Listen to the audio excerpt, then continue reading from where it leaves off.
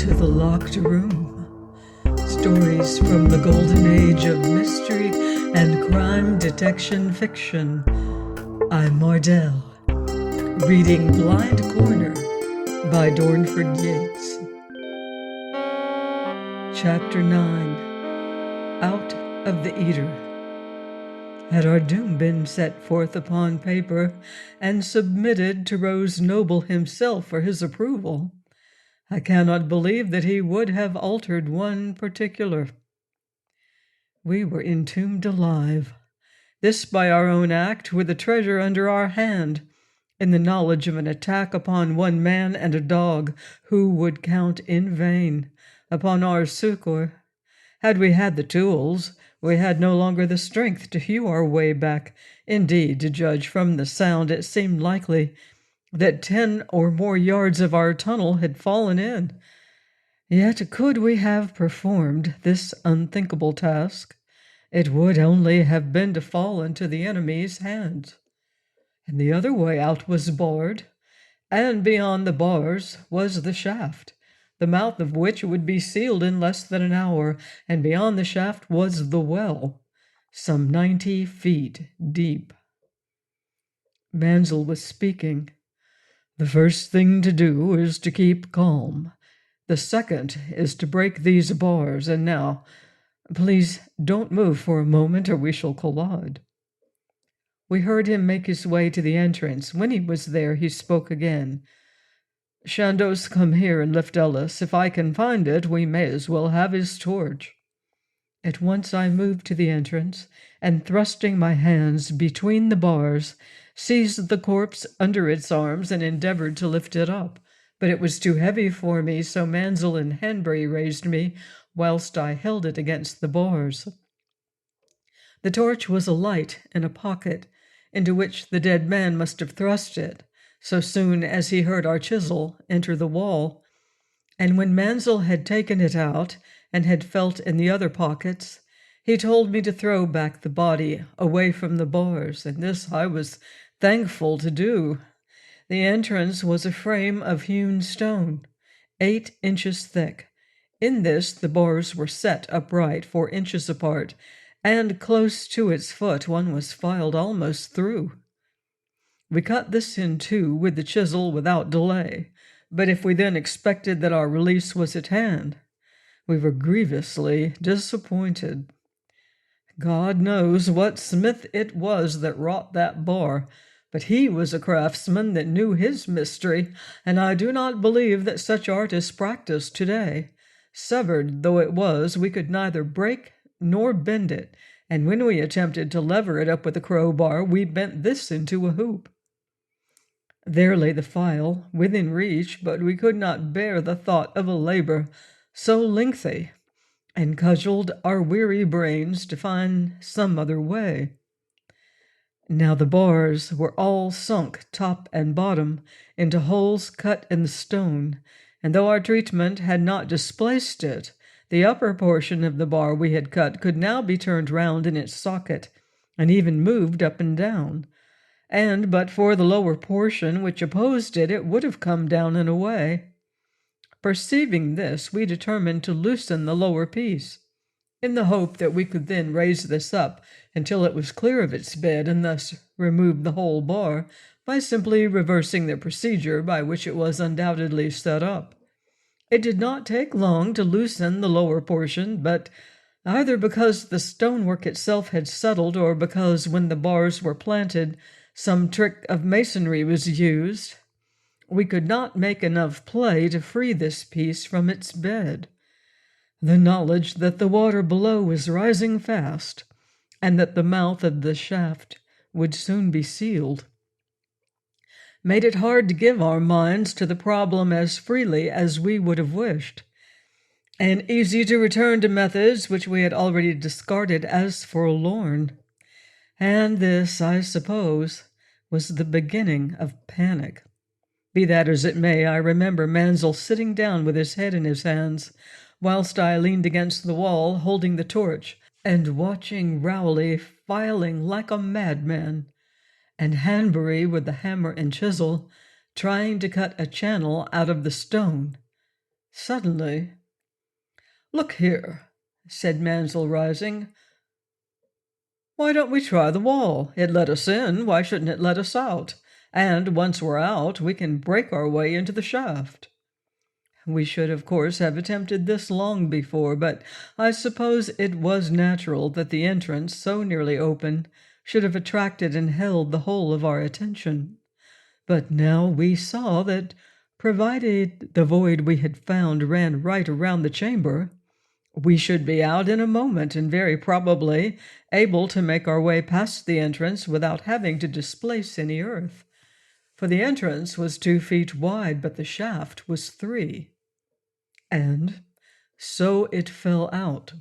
In less than 5 minutes, 6 more stones were out of the chamber's wall. When I stepped through the new opening, there was the wall of the shaft, 20 inches away.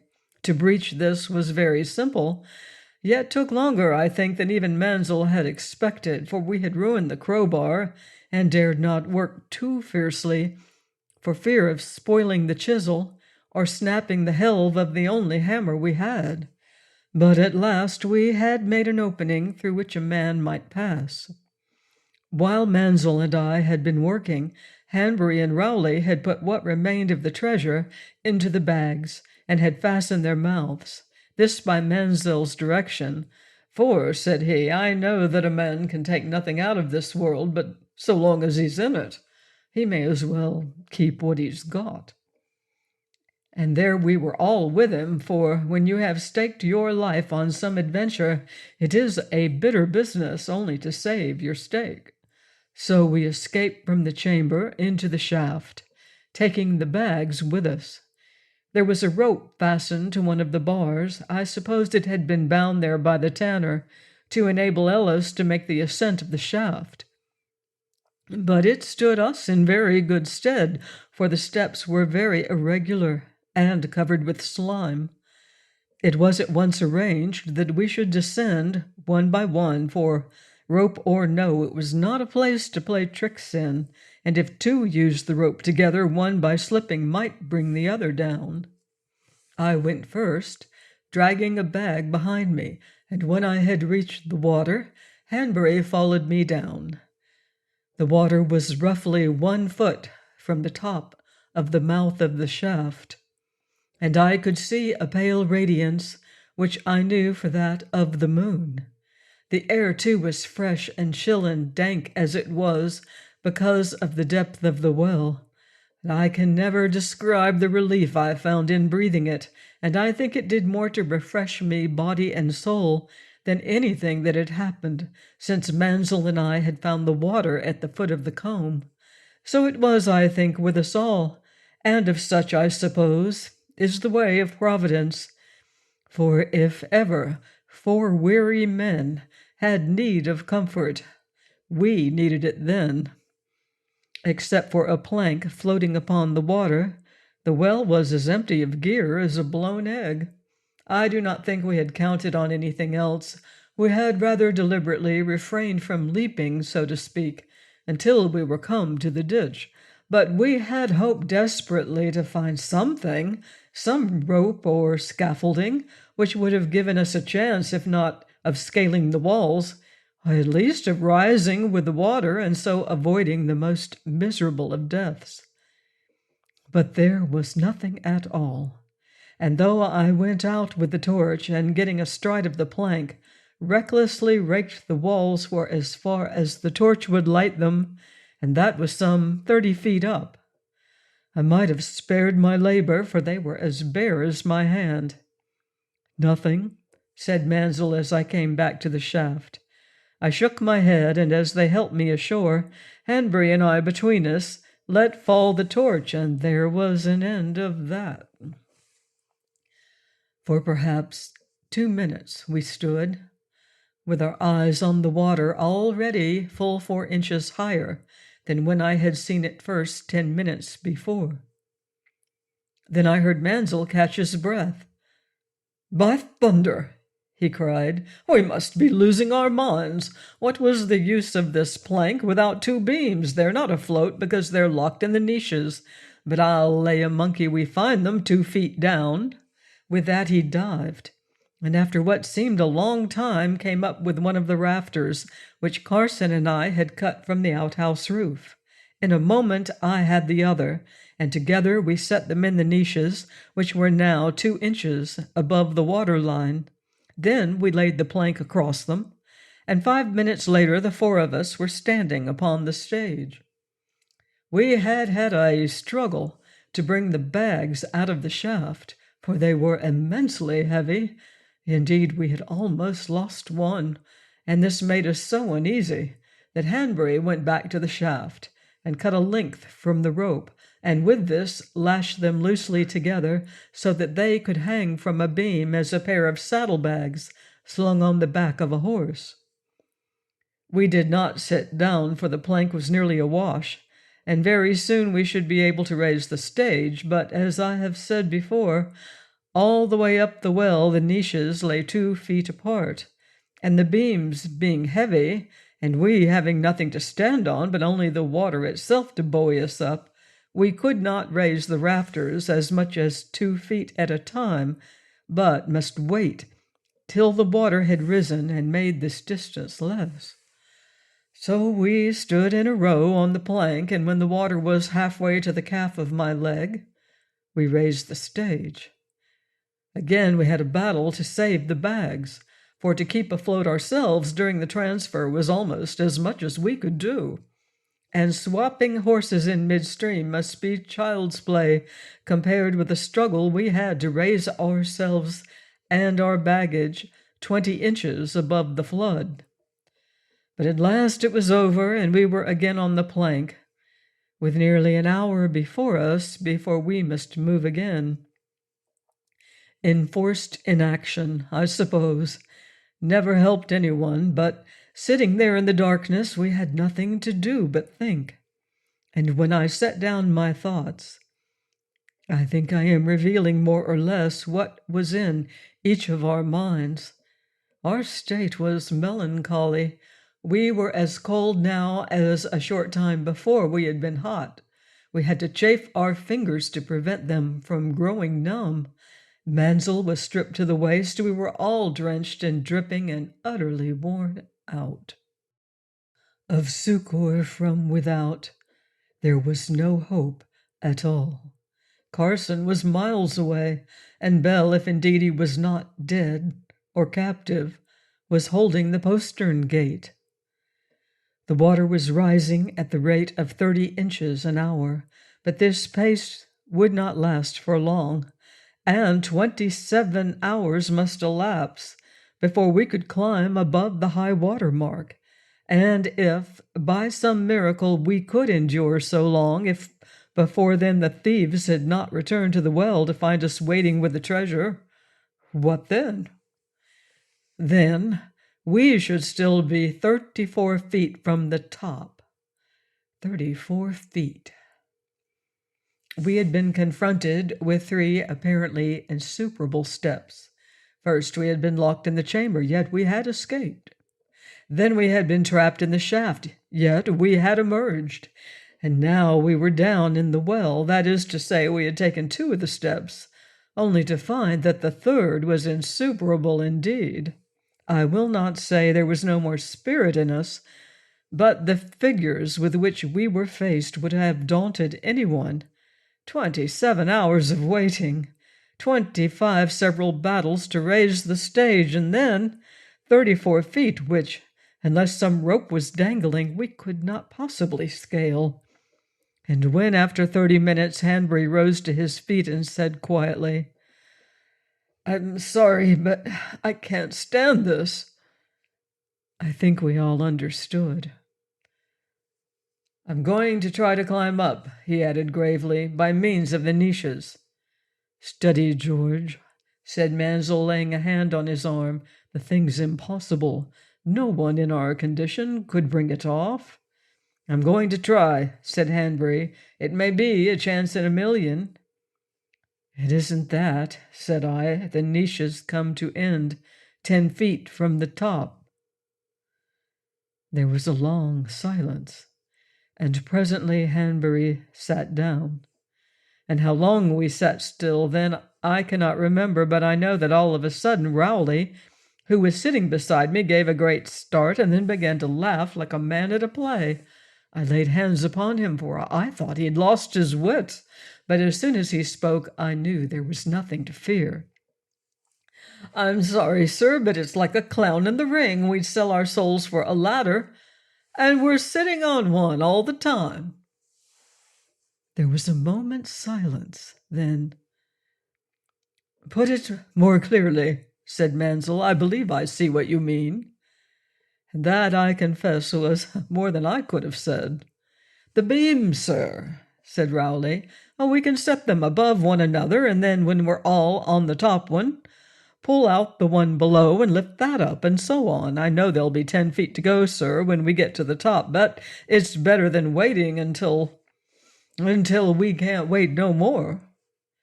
"It is indeed," said Mansel heartily. "Rowley, I give you best, and when we get out, as we shall, I'll thank you for saving my life." Then we all spoke at once and laughed and jested and clapped Rowley on the back as if we were souls in a tavern and full of ale, instead of upon the brink of the most hazardous endeavor that ever four wretches made. Then Hanbury slipped off the plank into the water, and the rest of us straddled the beam over which the kit bags hung, and when he had freed the other, he gave it to us, and we fitted it into the niches 2 feet above.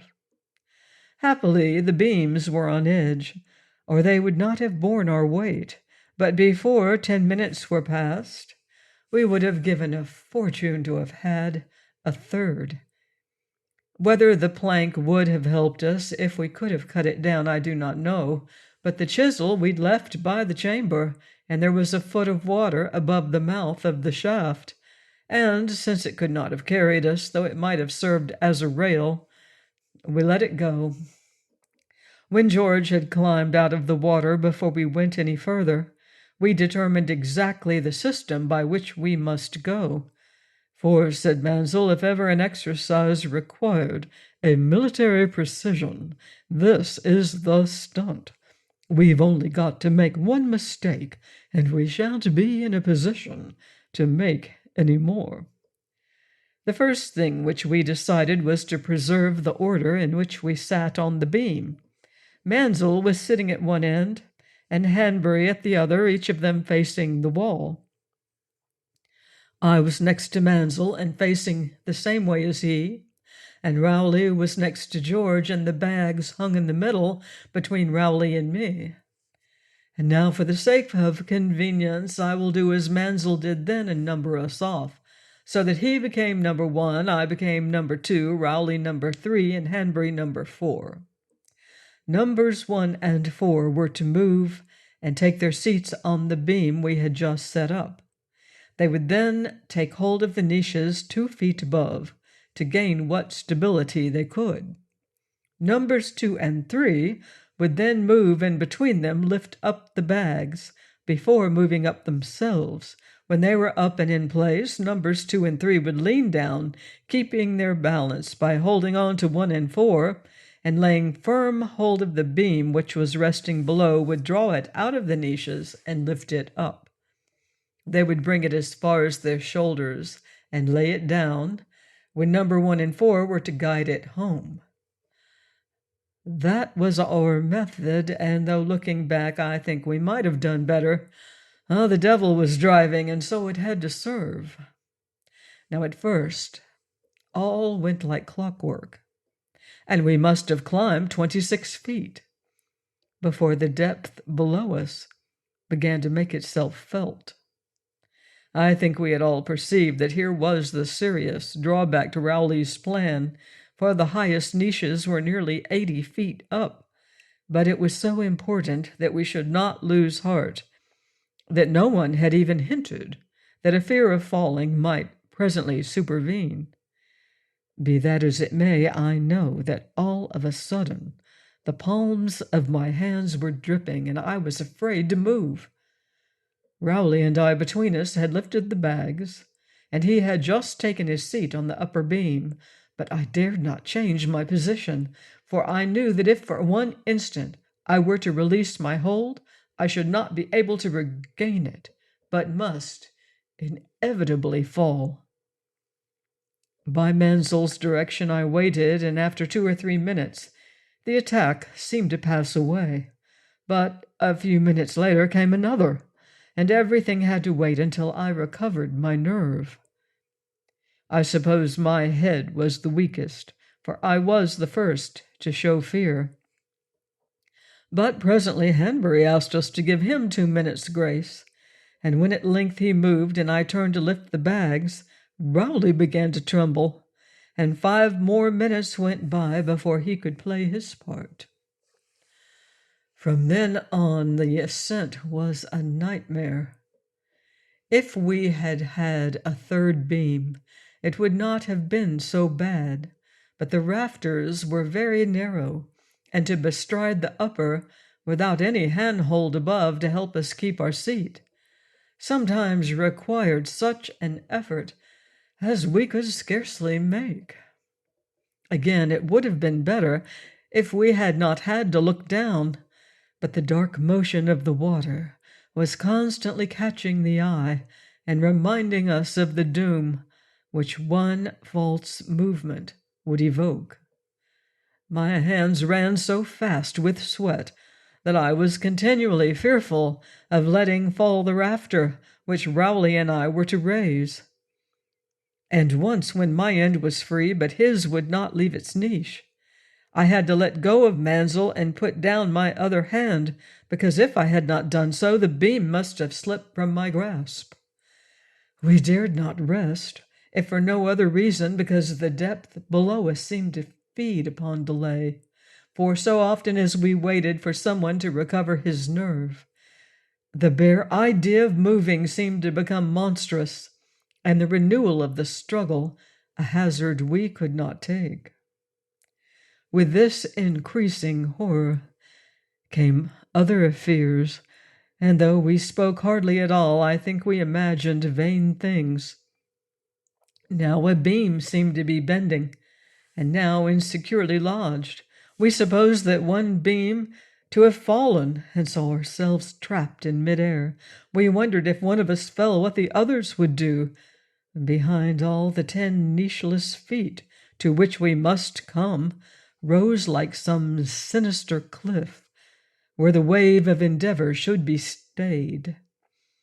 But while these apprehensions were transient, the height of which we were working was always there, and what was worse, growing more obtrusive with every move we made.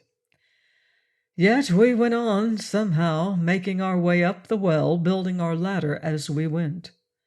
I do not remember feeling weary, but only most stiff and sore, and indeed I find it astonishing that we managed so well as we did, for before we had located the chamber, we were almost dead beat, and when we were sitting on the plank, I was so much exhausted that if I had fallen off, I'm sure I should have sunk like a stone. Yet, though we were not sprightly, we moved with a will, and I think it must have been our nerves that kept us going, for I do not believe that we had any physical energy left. After a long time, we could make out the top of the well, for the light of the moon had vanished, and it was very dark, and with this a new dread came to plague us, namely, that the thieves would return before we were up. And at times we made sure we'd seen the flash of a torch, and at others that Rose Noble was waiting and only letting us carry the treasure up. We had moved, I think, 36 times, I cannot be sure, and I had just taken my seat when Mansel spoke. "This niche is my last," said he. "Hanbury, do you say the same?" After a moment, "Yes," said Hanbury. "Very good," said Mansel, and then to me, "Carry on." So, for the last time, Rowley and I withdrew and lifted the beam, and Mansel and Hanbury guided it into place. Then Mansel stood up and straddled it and ran his hands over the wall, and Hanbury did the same. But neither spoke, and presently both sat down. "William," said Mansel, looking up, "are you sure we're still 10 feet down?" "Certain," said I. "I've marked it many a time." "Well," said he with a sigh, "I'd rather be 10 feet down than 34. Can anyone see the chain?" We could make out the windlass, but no one could see the chain. "Let's hope it's dangling," said Mansel, 3 or 4 feet away. With that, he and Hanbury descended and sat on the lower beam. Then they withdrew the upper and gave it to me, and while they and Rowley crouched down, I turned the timber crosswise, in the hope, if it was there, of striking the chain. But I encountered nothing, and after a moment or two I was thankful to give it up and to hear it slide back into place. Then for a while we sat silent, continually gazing upward at the rim of the well. And then at last I perceived the only way. And what with sweat as I was when I saw it, I broke out again, but it was the only way. And after a little discussion, we made the attempt. Mansel and Rowley bestrode the upper beam, this time facing each other instead of towards the wall. I stood between them in the middle of the lower beam. When they were ready, I put my hands on their shoulders and mounted the upper beam, and when I was standing upright, I let myself fall forward against the wall.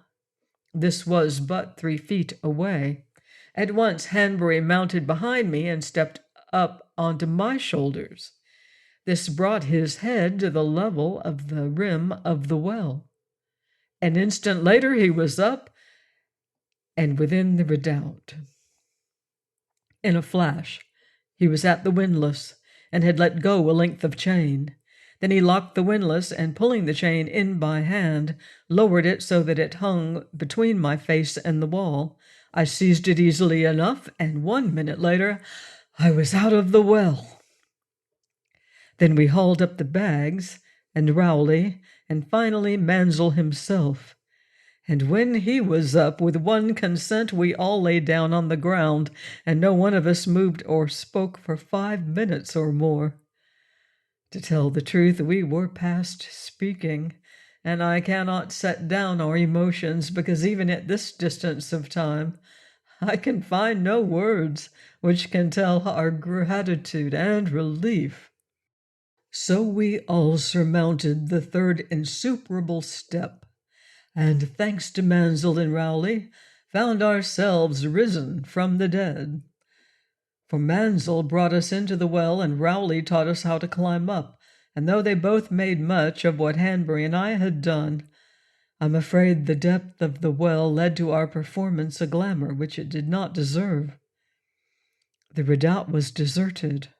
For this we were thankful, and yet it quickened our concern for Tester and Bell, and when I remembered Rose Noble's way with a hostage, I felt uneasy indeed. We were all of us streaming with sweat, so Mansel took a shirt and a jersey, which he found hanging up, and each of us took some clothing against the cool of the night. Then we passed into the meadow and took to the woods. We dared not go by the castle, but bore towards the shrine, presently turning left-handed across the road of approach. So we came down to the river, which we made at a point not very far from where Mansel had hidden the boat. To find this took us some minutes, for although we could see the dawn coming, it was still very dark. But at length I fell into a gully, and there it was. Then Mansel gave Hanbury Ellis' pistol, which he had taken from the body before he descended the shaft. "You and Rowley," he said, "stay here, hang on to the bags, while Chandos and I take the boat and scull to the chute. What we shall find I know no more than you, but whatever happens, I think you must both sit tight, for I know I'm too tired to swim, and we've been close enough to drowning for the last 3 hours, and as soon as it's light, I think I should dry that pistol as best you can." With that we launched the boat, and at once I bent to the sculls. When we came to the chute, we listened, but except for the lap of the water, we could hear no manner of sound. Then Mansel took his pistol, and withdrawing the magazine, took out the ammunition and wiped it dry. There was a round in the chamber, and he dried that as well. Then he reloaded the weapon, and when it was quite to his liking, he put up his hand and rang the bell. For a moment or two, we sat, waiting. Then the flap was withdrawn. Now, whether it was Bell who had withdrawn it, or one of the thieves, we could not possibly tell. If it was one of the thieves, now was the moment to enter, as Rose Noble had done. But whoever it was did not let down the ladder, and Mansel dared not demand it, because at once his speech would give him away. Suddenly, to our great joy, we heard Tester let out the grunt which he kept for matters suspicious, whose claim to be passed in silence had yet to be proved. "Bell," said Mansel at once. "Sir," said Bell. "Where's Rose Noble?" "In the oubliette, sir. There's 4 of 'em there, and the innkeeper's pulled up the rope so they can't get out." "But the postern?" "Carson's holding that, sir. When you didn't come, I thought I'd best bring him here." "Well done, indeed," said Mansel, "and now let down the ladder, and I'll come up." Then he gave me his pistol, and told me to pick up the others and row them across the river, treasure and all. "And then come back here," said he, "as soon as you can, for this is the last lap. And between you and me, I've a fancy to win the race." With that he went up the ladder, and I sculled back to the others as fast as I could. Hanbury and Rowley could hardly believe my news, and indeed to me it seemed almost too good to be true, for that Bell and Tester should be safe smacked of the supernatural, but that Rose Noble should have permitted himself to be snared was almost inconceivable.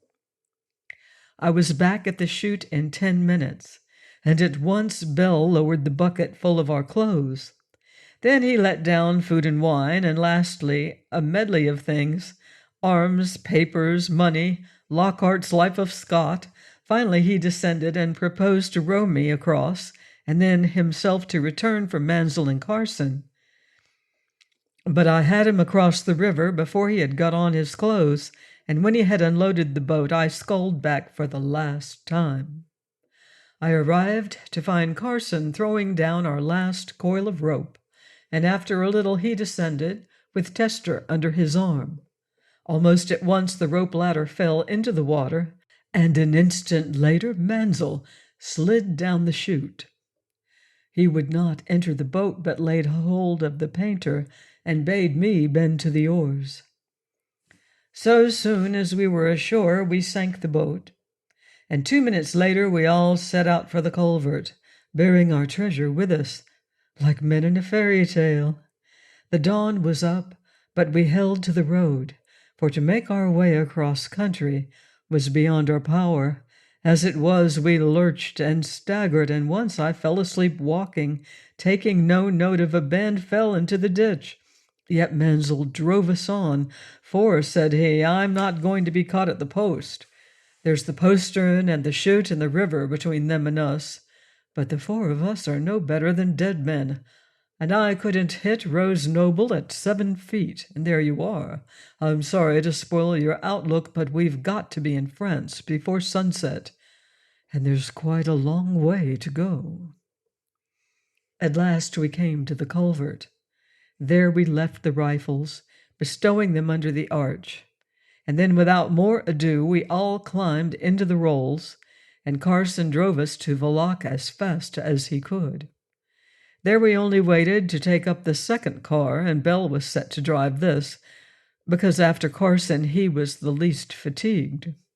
10 miles short of Salzburg we stopped, and when we had done what we could to order our appearance, we emptied the roll's toolbox and packed within it so much of the treasure as we could make it hold. It was a spacious coffer, but when it was full, There still remained a good deal. Most of this we hid in the tire of one of the two spare wheels, and what was still left we concealed about ourselves. All this because of the customs, for we knew very well that if it was found at a frontier that we were laden with jewels, we should certainly be stopped and those in authority informed. And here, for the first time, I perceived that though we had lifted the treasure, we stood in imminent danger of losing every ounce. For if once its existence came to the knowledge of the state, all the resources of the law would be employed to prevent 6 foreigners from abducting so considerable a fortune. This peril shocked me so much that I besought Mansel to wait and to let us dispose the treasure in some less conspicuous place. But he would not listen. "I dare not wait," said he, "because of Rose Noble. I'm not afraid of him, because now we've had some sleep. But I don't want to brush with him in a public place. Whatever the outcome was, explanations would have to be made. And we're not in a position to explain. Nobody is when he's carrying stuff like this.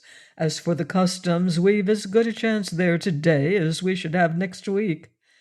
I shan't enjoy the passage, but it's got to be made, as far as the toolbox is concerned.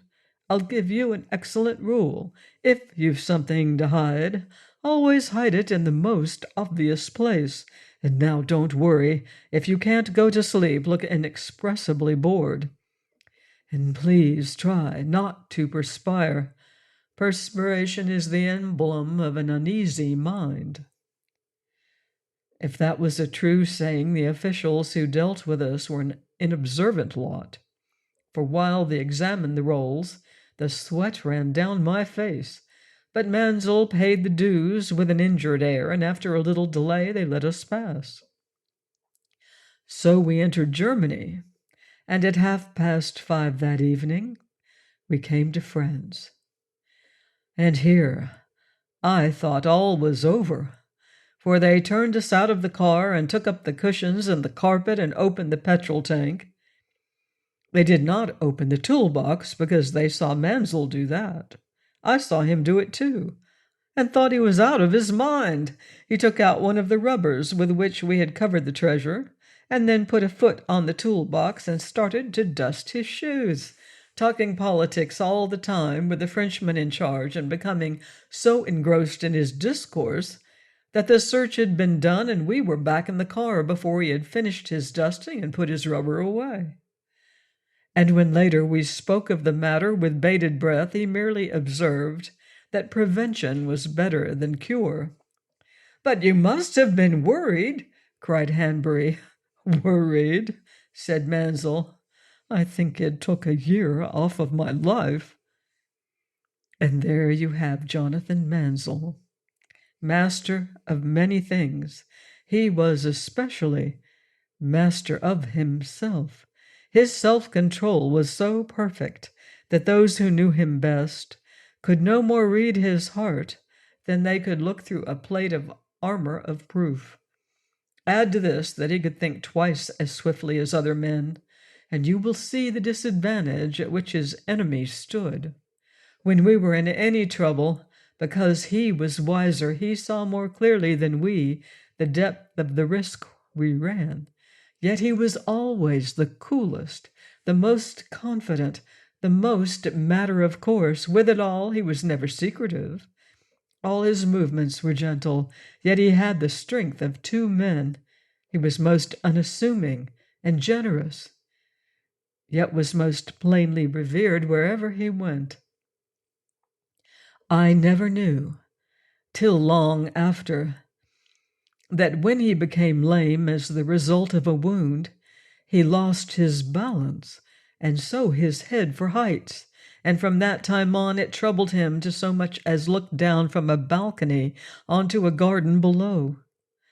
Yet on that awful night he came up the great well, and gave no indication then or at any time of the agony he must have suffered from this terrible thorn in the flesh. At Strasbourg we turned south, and when we were deep in the country, we took a little by-road which led to a wood, and there we spent the night. At 8 o'clock the next evening we reached Dieppe.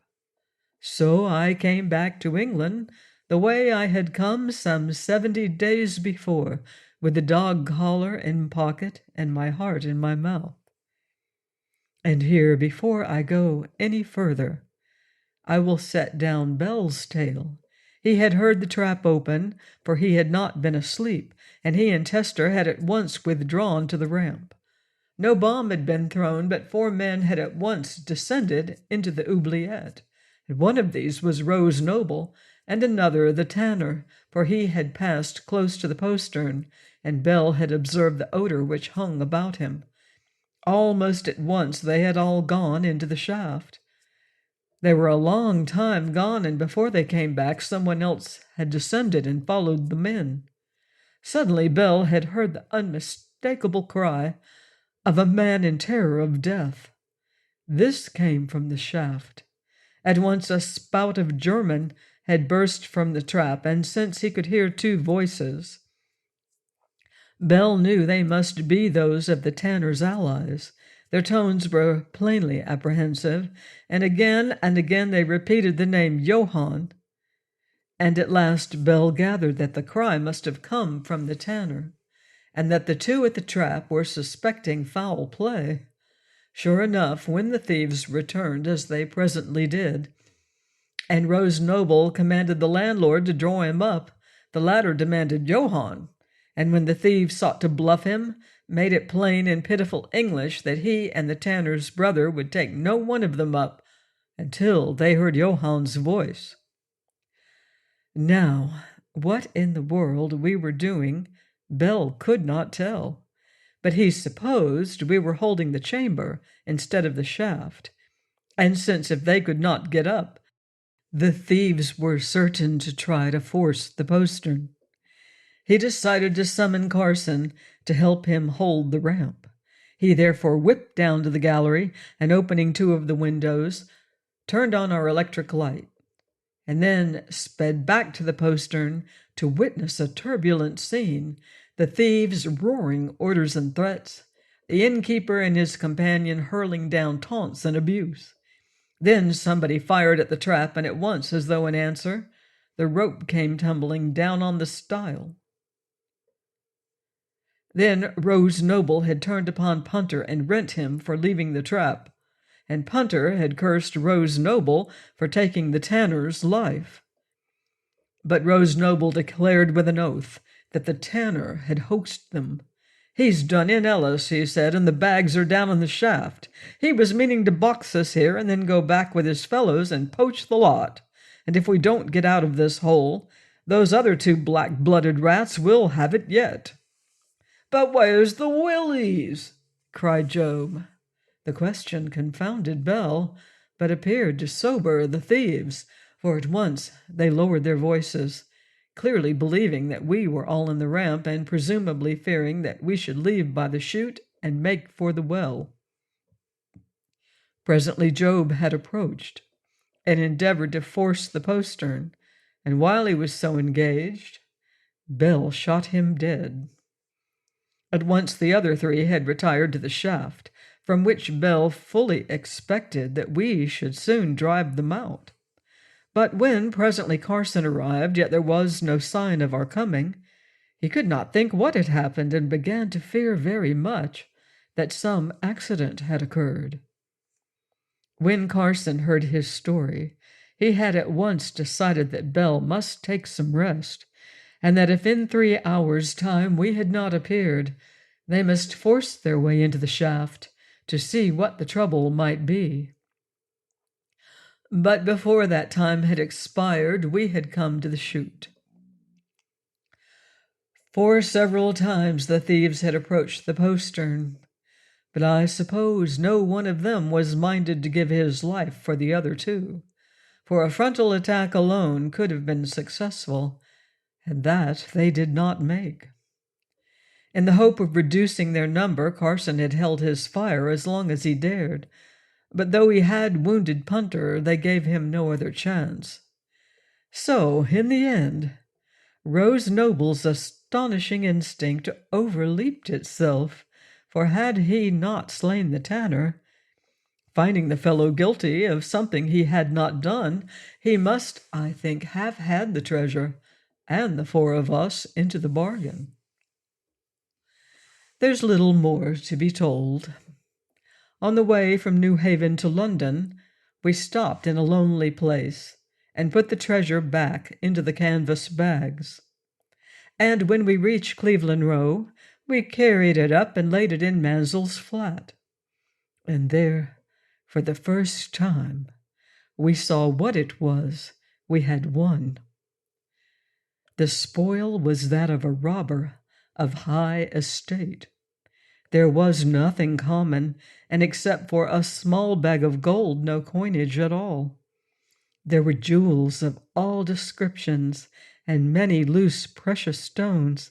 There were brooches and clasps and circlets. There were cups, and the hilts of poniards, studded with gems.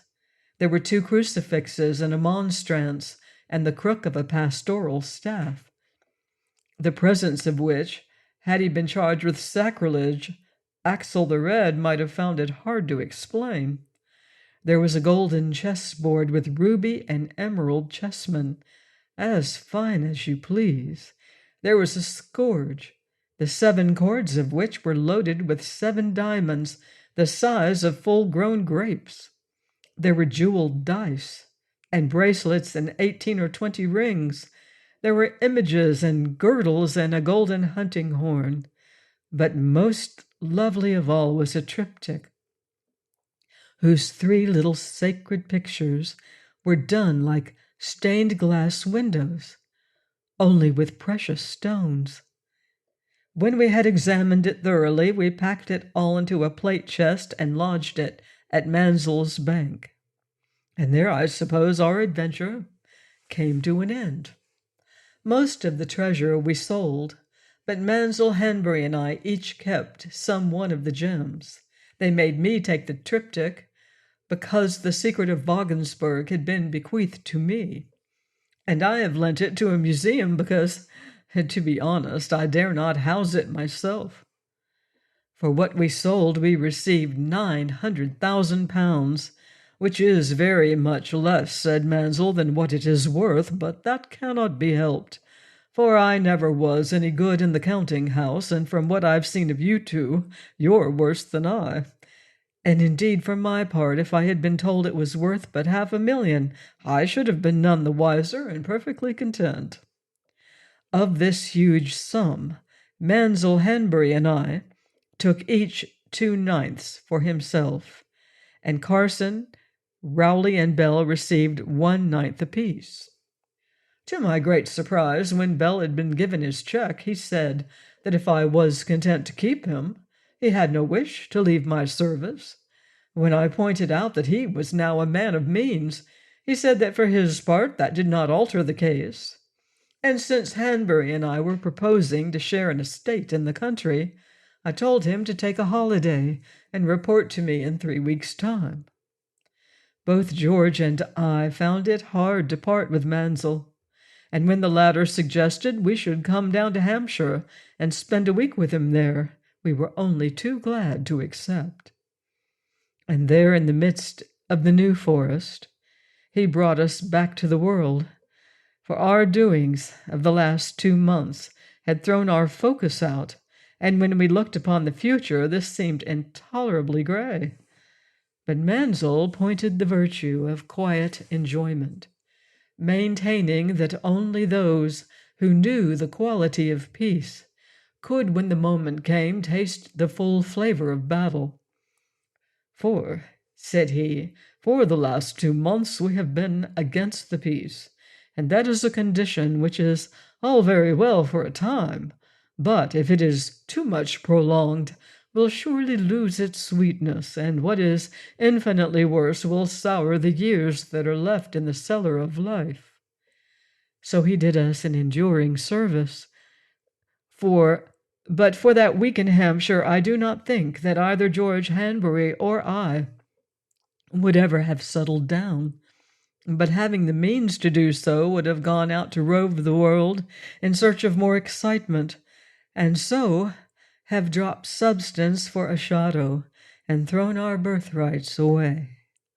As it is, I can now look back upon those 70 days as a man regards some picture, the contemplation of which never fails to bring him infinite delight, for they stand clean out of a quiet, orderly existence, and by the contrast gain immeasurably. Their burden is as vivid today as it was in that sunshiny morning when we unloaded the toolbox not far from the London road. The murder of the Englishman, and the quiet contempt of his prophecy that Ellis would come to grief. The level crossing and the fierce pounding of my heart as we sat awaiting the train. The courtyard of Wagensberg and Mansel against the lime tree, with Rose Noble stretched at his feet. The ear-splitting crash of the bomb, and Mansel's steady voice calling the roll. The heat of the closed car's engine scorching my back. The smell of tanning, and Tester's menacing bark. Rose Noble's weight upon me and his heavy breathing as he set out to take my life. Our last stupendous effort to reach the chamber, and Ellis dead and staring against the bars. And then our terrible battle with that most jealous of wardens, the great well. The memory of these things I find as valuable as my share of the treasure itself, and I doubt if ever a man was so well paid for undertaking the care of a masterless dog. The latter is with me always, and I think her life is happy. I've called her Rafter, for as the name of a dog, the word does well enough, while it will always mean a great deal to me. And here I may say that Tester was more fortunate than she, for he never went into quarantine, but instead into the toolbox of the second car, to emerge upon Ashdown Forest with, to judge from his spirits, a new lease of life. But then he was a hardened smuggler, and had cheated the customs this way 12 times. Please join me next season for more mystery and adventure here on The Locked Room. In the meantime, beware of footsteps in the dark.